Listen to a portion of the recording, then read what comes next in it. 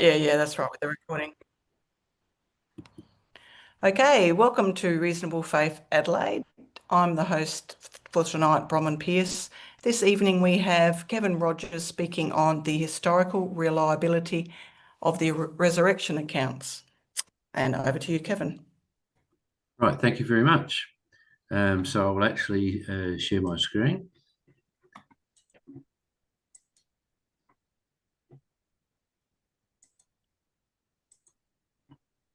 Okay, we're ready. Now, my title is Historical Reliability of the Resurrection Accounts. But the aim is to actually assess whether the New Testament resurrection claims are genuine or whether they're fabricated.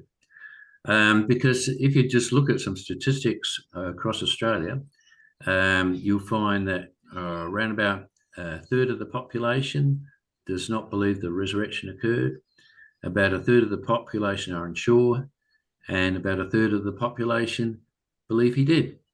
And so there's all kind of shades of grey in between.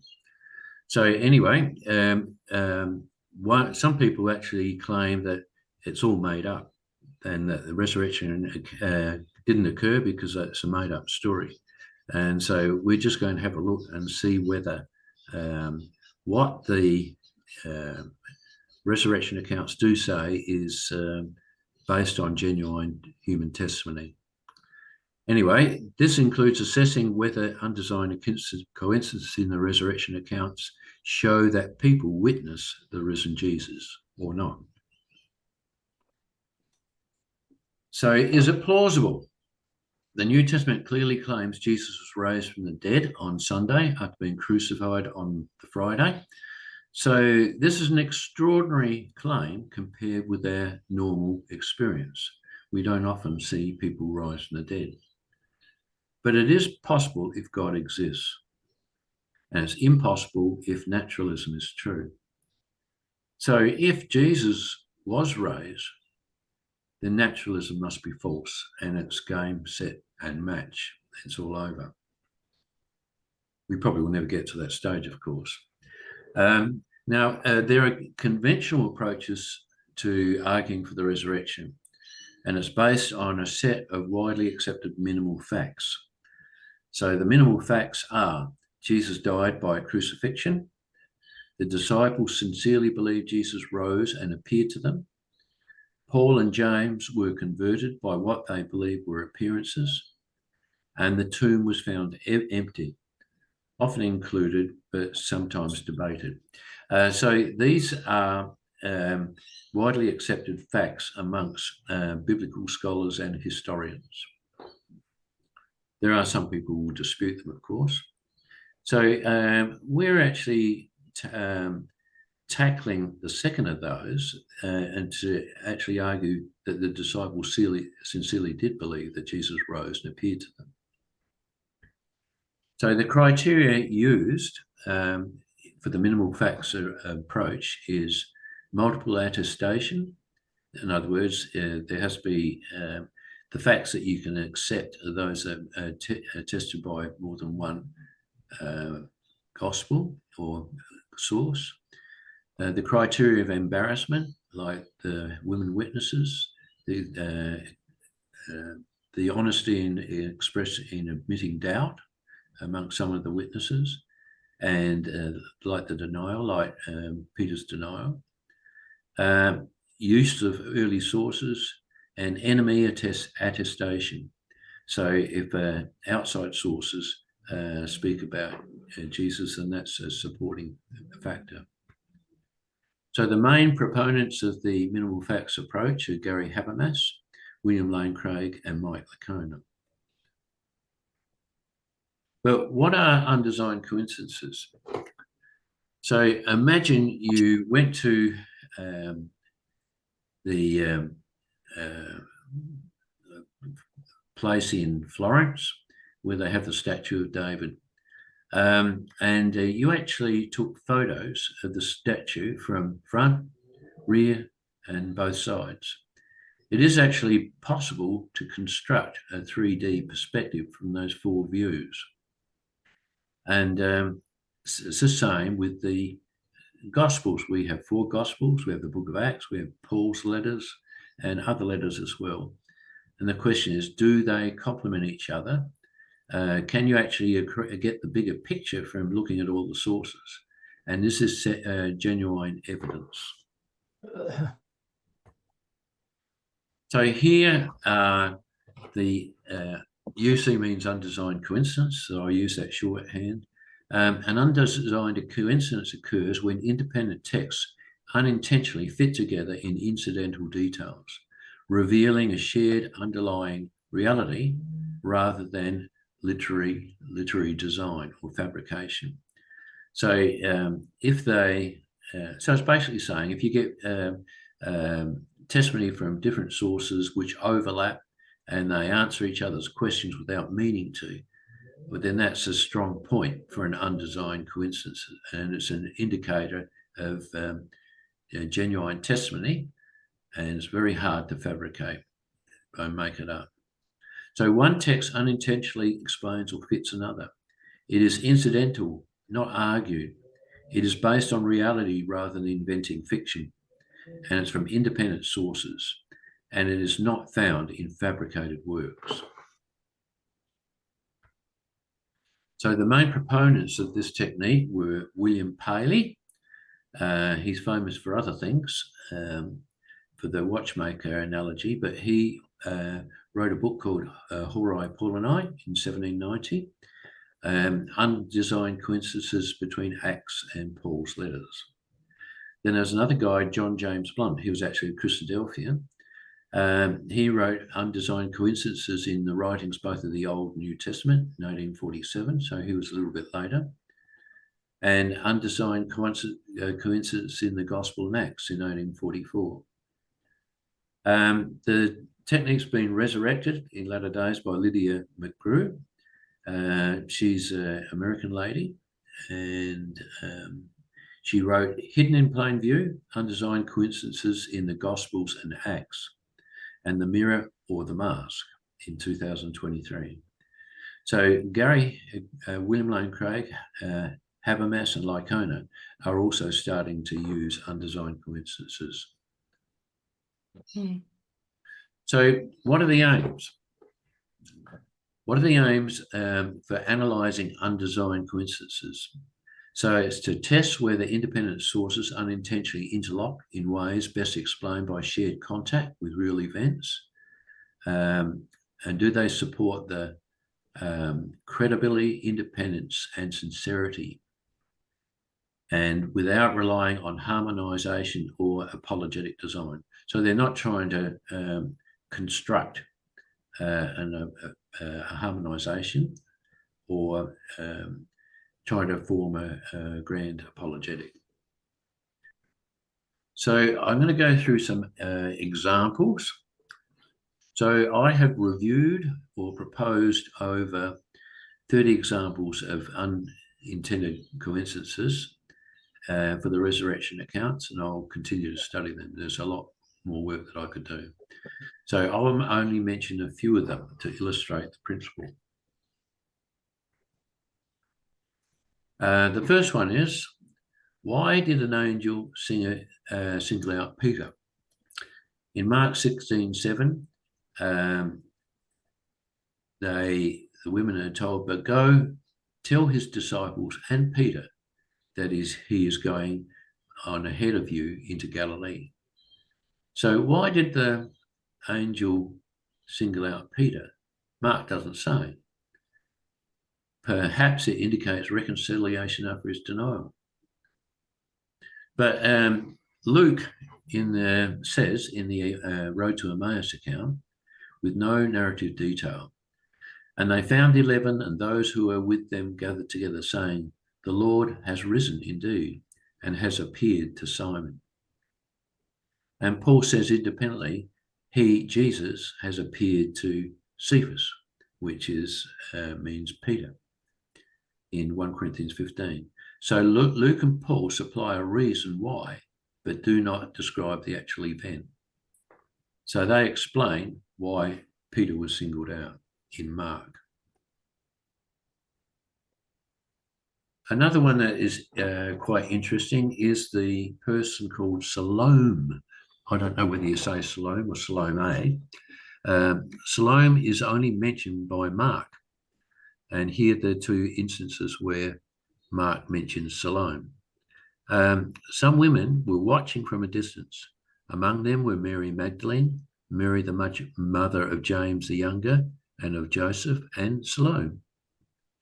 And that was at the cross. And when the Sabbath was over, Mary Magdalene, Mary the mother of James, and Salome bought spices so that they might go to anoint Jesus' body. So that's when they went and visited the tomb. Matthew says she was this mother of Zebedee's sons. So what you do is you see among them, this is also at the cross, but Matthew's version of it. Among them were Mary Magdalene, Mary the mother of James and Joseph, and the mother of Zebedee's sons. So instead of saying Salome, Matthew says the mother of Zebedee's sons. John says she was Mary's sister. Near the cross of Jesus stood his mother's sister, Mary, the wife of Clopas, and Mary Magdalene. So instead of saying Salome or the mother of Zebedee's sons, John says his mother's sister.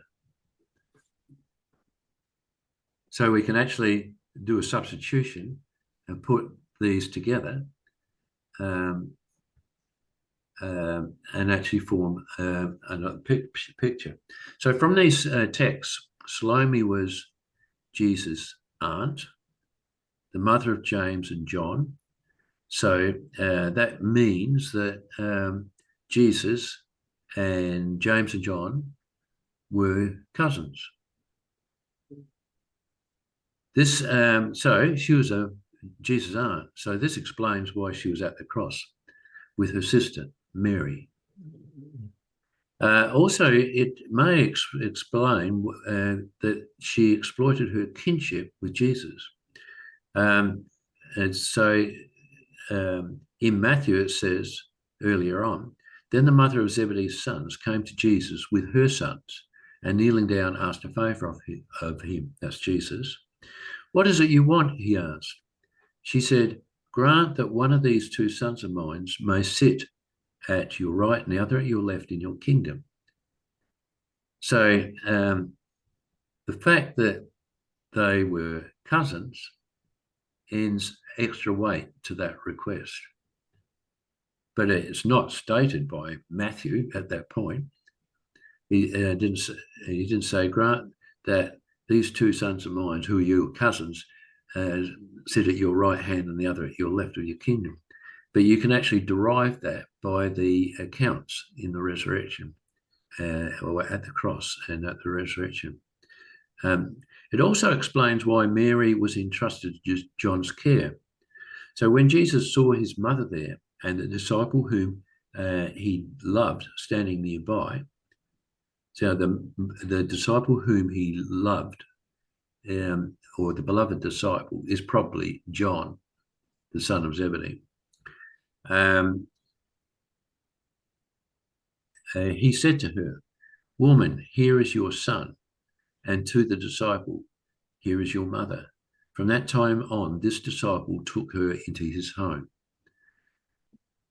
So Matthew, Mark, and John complement each other.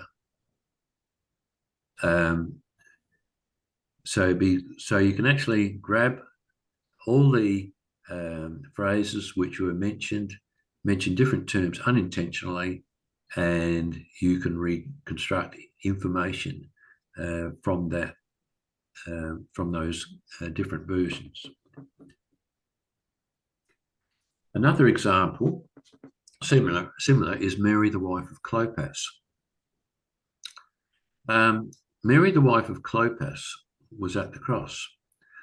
Standing by the cross of Jesus were his mother, Mary, the wife of Clopas, and Mary Magdalene. And so that's in John. Some women were watching from a distance. Among them were Mary Magdalene, Mary, the mother of James the younger and of Joseph, and Salome. That's from Mark. Many women were there watching from a distance. They had followed Jesus from Galilee to care for his needs. Among them were Mary, the mother of James and Joseph, and the mother of Zebedee's sons. They are also witnessed the burial. Mary Magdalene and Mary, the mother of Joseph, saw where he was laid. So it's in Mark. Mary Magdalene and the other Mary were sitting there opposite the tomb. So that's from Matthew. And the other Mary, that's shorthand that Matthew is using, because he had earlier mentioned here, in Matthew 27, this was at the cross. Mary, the mother of James, among them were Mary Magdalene, Mary, the mother of James and Joseph, and the mother of Zebedee's sons. So the other Mary is actually referring back to this phrase here. So to Mary, the mother of James and Joseph. So you can actually see there's different ways of referring to her too. Mary, the mother of James the younger and of Joseph. And here, Mary, the mother of James and Joseph. And I think it might, another place to say, instead of Joseph, it says Joses, Joses. All right. And then when the Sabbath was over, so this is visiting the tomb. So the previous one, this was when they were witnessing the burial on the Friday. And here they visit the tomb on the Sunday. When the Sabbath was over, Mary the Magdalene, Mary the mother of James, and so that's a bit of shorthand, doesn't say James and Joseph, just as there's James here. And Salome bought spices so that they might go to anoint Jesus' body. So that's Mark. After the Sabbath at dawn on the first day of the week, Mary Magdalene and the other Mary, so that's her again, went to look at the tomb. And when they came back from the tomb, they told all these things to the 11 and to all the others. It was Mary Magdalene, Joanna, Mary the mother of James, and the others with them who told this to the apostles. And then they witnessed the risen Jesus. So the women hurried away from the tomb, afraid yet filled with the joy, and ran to tell his disciples. Suddenly Jesus met them. Greetings, he said.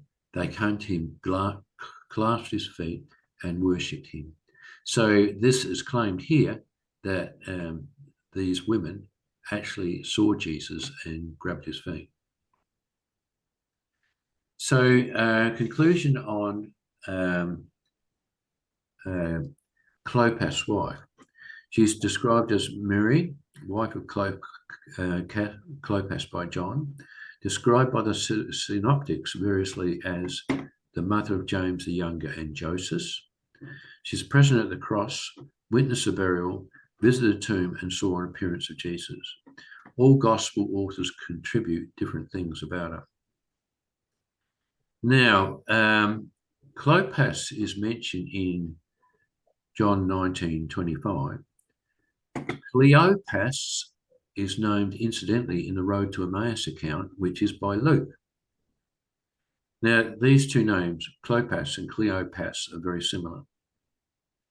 And both names are valid Greek translations of the Aramaic name Halpai. So they have the same Aramaic root. It's just that John translated it as Clopas and Luke translated it as Cleopas.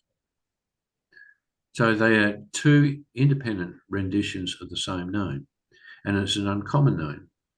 So it's highly likely that they are actually the same person. So both Mary, the wife of Clopas, and Clopas saw the risen Christ. Does that follow? Yeah. Whoops. Mary Magdalene.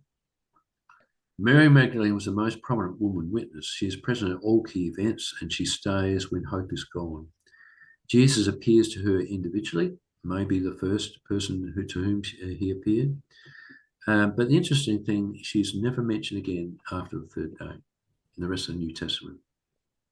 So she's mentioned in the Gospels during his ministry, and then she is mentioned as involved in the visiting the tomb and the appearances, and then she drops from the New Testament narrative altogether. She's done a bit. So that's an interesting thing about her. I haven't actually looked a lot into Mary Magdalene, but I ought. But that's kind of a feature that, like, if the accounts were contrived, it would probably develop the character of Mary Magdalene, but it just drops it straight away. Now we'll look at things that are actually more relevant to did Jesus rise from the dead? And another unintended coincidence is the brothers of Jesus. Initially, they did not believe.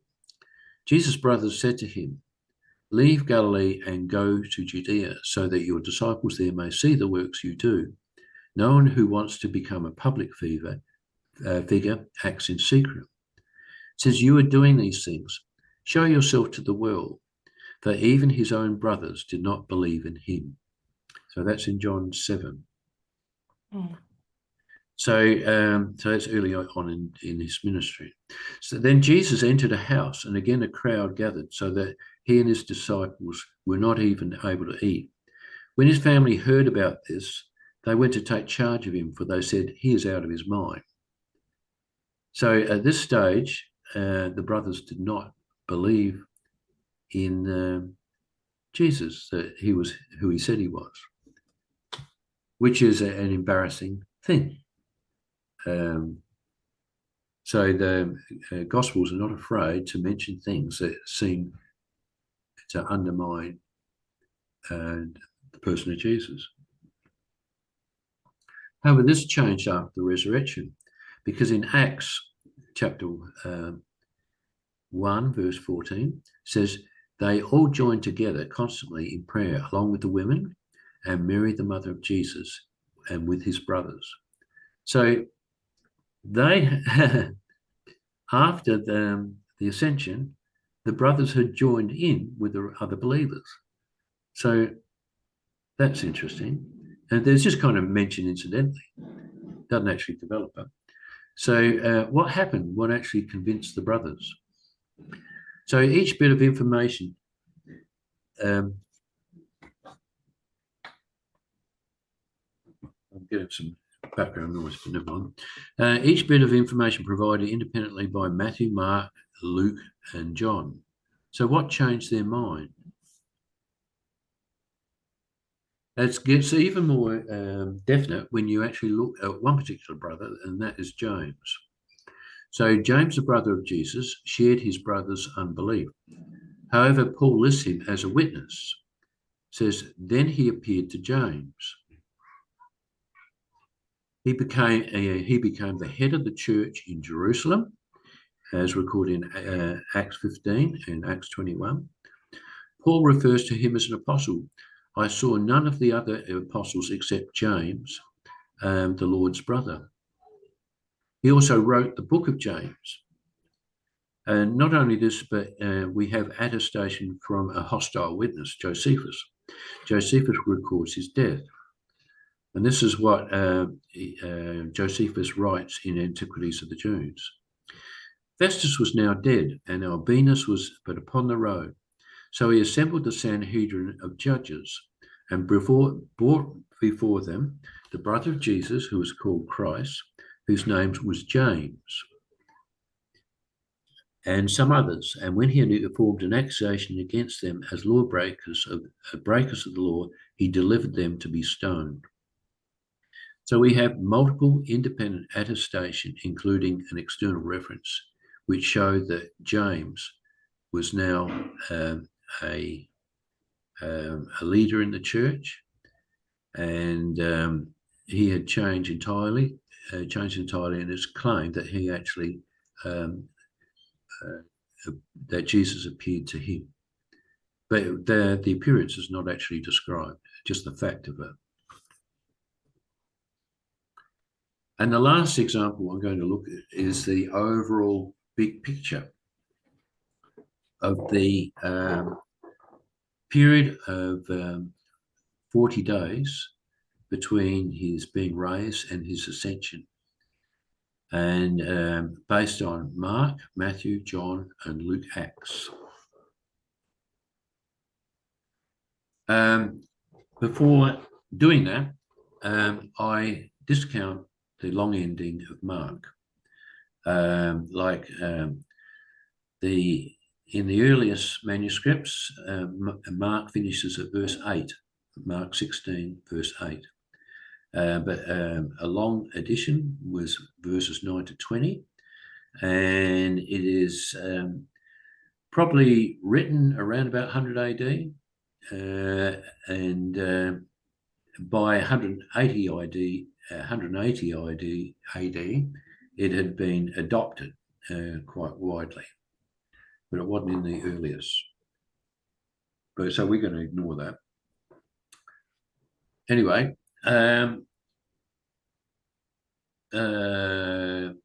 Mark promises.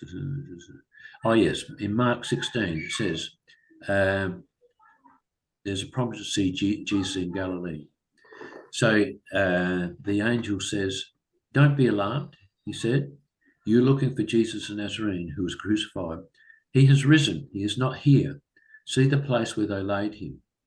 But go tell his disciples and Peter, he is going ahead of you into Galilee. There you will see him, just as he told you." Trembling and bewildered, the women went out and fled from the tomb. They said nothing to anyone because they were afraid. And bang, that's where it stops in Mark. Very abrupt and open-ended. But the angel says, "Go into Galilee. He's going ahead of you into Galilee. There you'll see him." And Matthew, Jesus appears to the women and touches his feet. But then he says, "Go and tell my brothers to go to Galilee. There they will see me." And next thing we find the disciples are in Galilee, and he ends with the Great Commission in Galilee, in a mount in Galilee. And there's no mention of appearances to the disciples in Jerusalem. So both Mark and Matthew focus the post-resurrection accounts in Galilee. In Luke Acts, it's just about the reverse. So the women visit the empty tomb. Then you have the road to Emmaus account, which is near Jerusalem. And then Jesus appears to his disciples in Jerusalem. I'm just going to shut the door, sorry.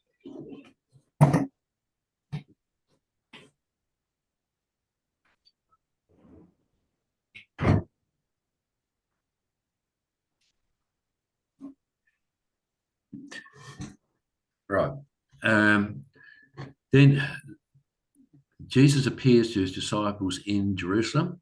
And then the next thing, Jesus ascends into heaven from Bethany on the Mount of Olives.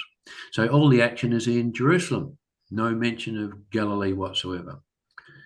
And in Acts, it says, after his suffering, he presented himself to them and gave many convincing proofs that he was alive.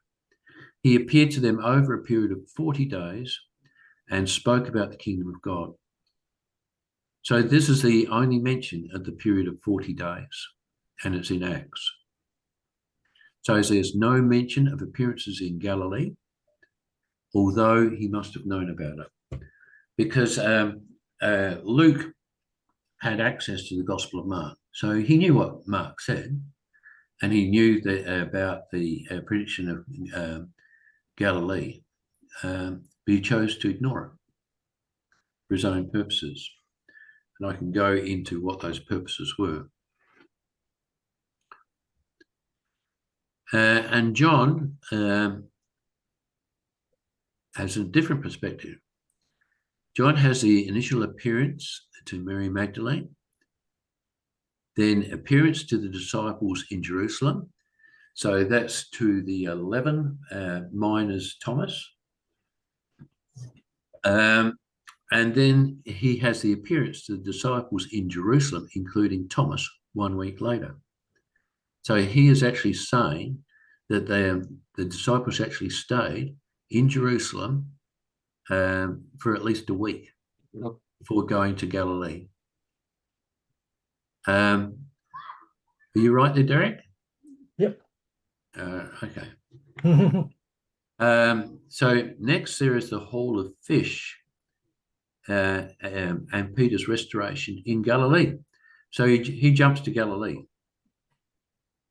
And there's no mention of the return to Jerusalem. So from those 4 accounts, we can reconstruct the events. Jesus was raised from the dead. Well, that's in Jerusalem, of course. The women visit the tomb and told he is risen.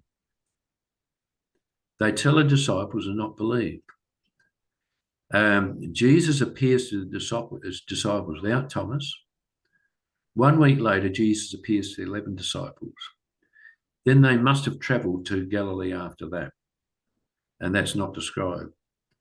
So you have quite an extensive account in John of the Hall of Fish and the restoration of Peter, and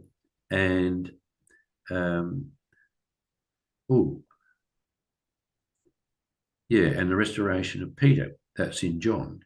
But the Great Commission is in Matthew. Then after that, they must travel back to Jerusalem. And after 40 days, Jesus was taken up to heaven from Bethany. So that's a broad reconstruction of events when you actually put all the accounts together. So this is an undesigned coincidence, the independent resurrection trajectories, Galilee versus Jerusalem. So observation, Mark predicts a resurrection appearance in Galilee twice, but narrates no appearances at all.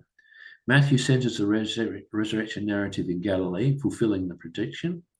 Luke, likely aware of Mark, omits the Galilee prediction entirely and places all resurrection appearances in Jerusalem, explicitly commanding disciples not to leave the city.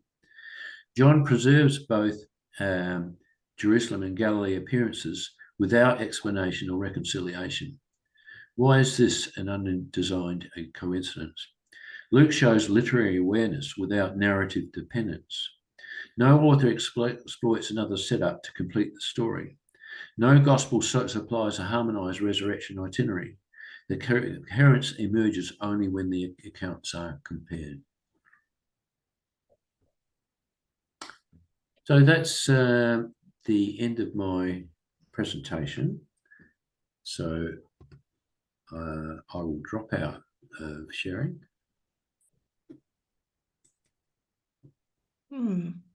Right. So would you like to chat there? Chat at this point? We've got a couple of questions Yep. from Brian.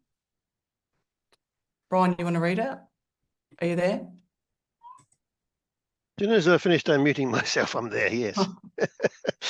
Yeah, can't talk much when I'm muted. First one, in Matthew's Gospel, James is referred to as the son of Mary, i.e. the son of, which, when you relate the different Marys through the Gospels as you did, Kevin, that makes him the son of Clopas. But in Acts chapter 1, he's referred to as the son of Alphaeus. Yeah, there's, yes, there is. So Clopas and Alphaeus, the same person.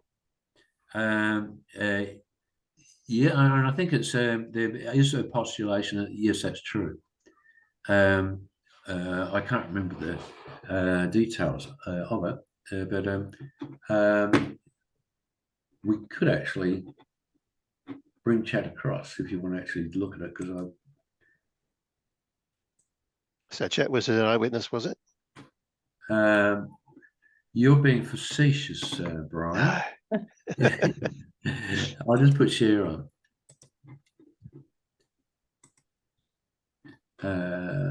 She got Sonny as well, or just share? Sorry, I'm just trying to find out where I put him. Here we go. All right, I just put this.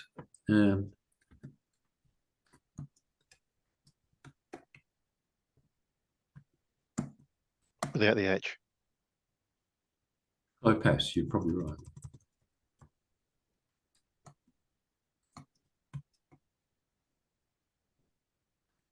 How do you spell Alpheus? A-E-U-S.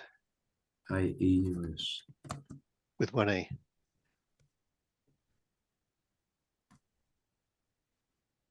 Still with one E. The Alpha. E-U-S.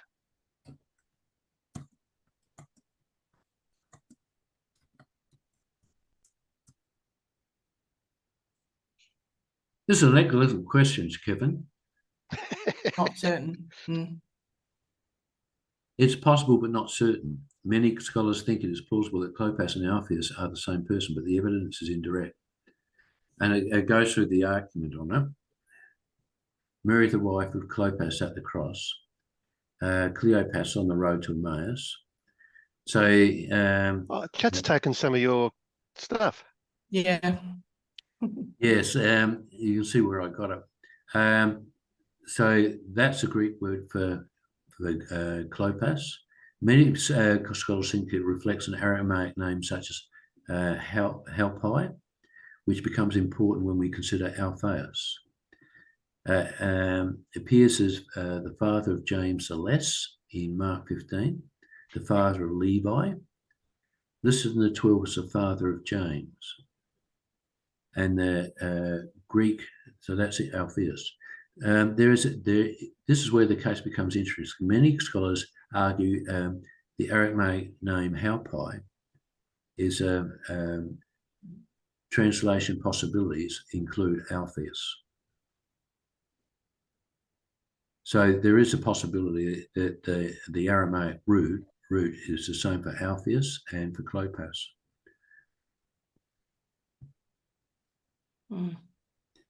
And because that would then identify James as being the James the Younger in the list of disciples. So that's what you're getting at, isn't it? Yes.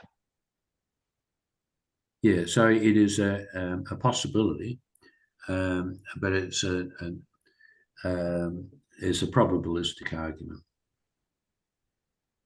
And but the link between Cleopas and Clopas is stronger than the one with between Clopas and Alpheus. So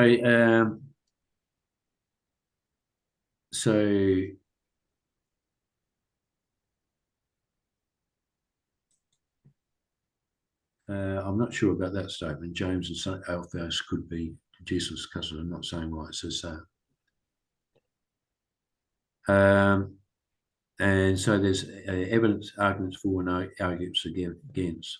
So it's possible and linguistically plausible that Clopas and Alpheus are the same person, but it cannot be proven from the New Testament alone. So you might be right, you might be wrong. It's interesting. We're not going to hang any doctrines off it, but it is interesting. Yeah. All right. What was your other question? The two disciples on the road to Emmaus, could they have been Clopas and Mary? His wife? Yeah. That has been suggested, yes. Given that they made a special point of not mentioning her, since, as has been pointed out many times, they don't like the testimony of women. And so when there's an option to not mention her name, they manage to mention her name. It's in John, isn't it? I thought it was in Mark. Okay. Yeah, because that's the road to Emmaus. No, road to Emmaus is in Luke. Is Luke. It's Luke, is it? I thought. Yeah, it's in Luke 24. Yeah. Luke likes women. I've never thought it was there were women. Never crossed my mind. Why is One of that? the reasons for that is people think disciple, they think male, Yeah, but well, it doesn't necessarily follow. The 12 were all no, men, that's right. but I think it's fair enough to assume that a lot of the others, and Jesus had lots of disciples, Yeah. were women, including Mary Magdalene, Salome, and lots of others as well, were women. The recent, well, it's not really recent, but the program, The Chosen, actually highlights that. Has anyone else seen that? It's done. Not that far in. I've only seen a couple of episodes. Oh, okay. Yeah. Well, it's done very well. But there's just one part that's, I would say, they go off script, but Well, I got through off script for almost from the start when I was watching. okay, true. Well, basically, I think it gets better as you get along. But yeah, there are a lot of women in the group that do make, which is interesting. Yeah. Mm. Yeah, there would have been women there, but I never really thought of the Luke disciples. specifically says that there were women who travelled with him from Galilee. Yes. Would they have been the ones that would have been thinking as much about scripture as the men? Were the women taught the scripture as much as the men? Not as much, I would think, but certainly enough in that culture and that time. Hmm. Yeah. I actually think it's unlikely that it was his wife was the other companion, because Cleopas says the women surprised us, and He was talking to Jesus at that point, and it may have been a sidelong thing at his wife as well, who would have been one of the women who surprised him. yeah, well, he had one of those right next to him at the time. Yeah, it's interesting to think whether I've definitely heard it suggested that could be his wife that was with the companion. But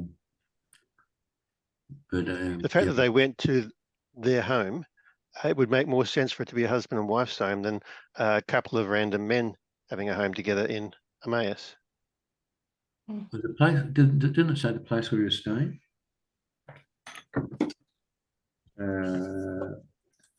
So it's in Luke, isn't it? Yep. We'll bring up. Let's see. Right. They approached the village where they were headed. He seemed to be going farther, but they pleaded